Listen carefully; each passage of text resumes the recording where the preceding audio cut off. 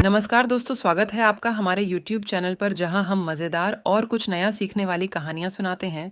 तो आज की कहानी का विषय है जादुई बैल।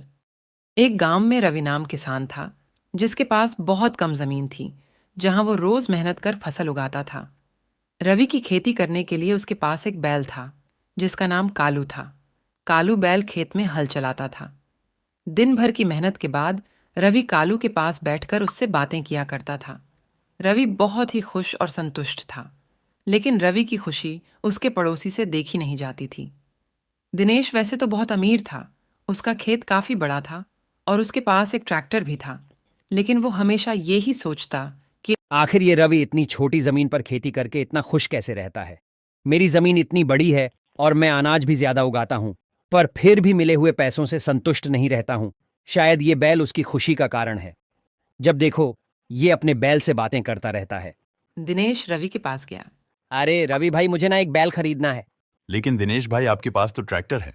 वो तो है, लेकिन क्या है कि ट्रैक्टर से सारा काम नहीं हो रहा, तो सोच रहा हूँ कि एक बैल ही खरीद लूं। तो खरीद लीजिए। मुझे तुम्हारा बैल बहुत पसंद है। क्या तुम इसे मुझे बेचोगे?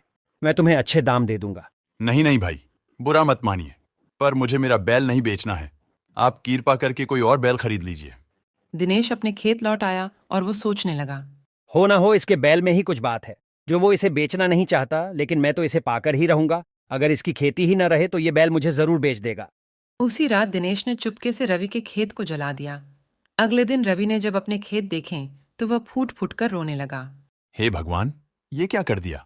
दिनेश रवि की ऐसी अवस्था देखकर बहुत खुश था। अब कई दिन बीत चुके थे और रवि अपने पास जमा पैसे गिन रहा था। 7, 8, 9 और 10। बस मेरे पास तो केवल 10 ही चांदी के सिक्के हैं। इससे तो कुछ दिन और ही मेरा घर चल पाएगा।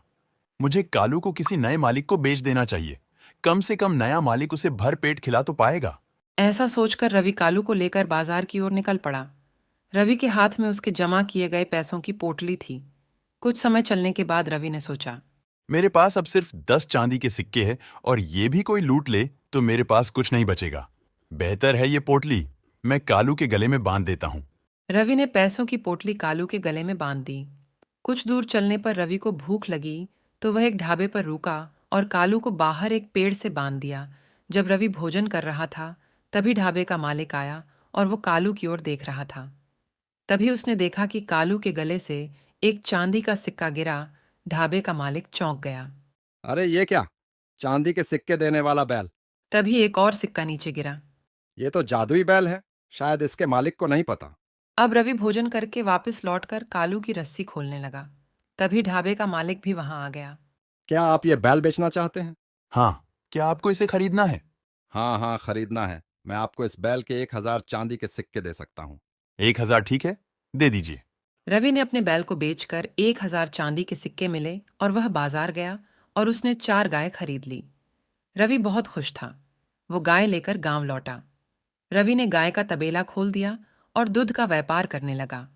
धीरे धीरे रवि अमीर हो गया और उसका पड़ोसी ईर्ष्या के मारे मरा जा रहा था। रवि का बैल उसके लिए जादुई साबित हुआ और हमें ये सीख मिली, हमें किसी से भी ईर्ष्या नहीं करनी चाहिए।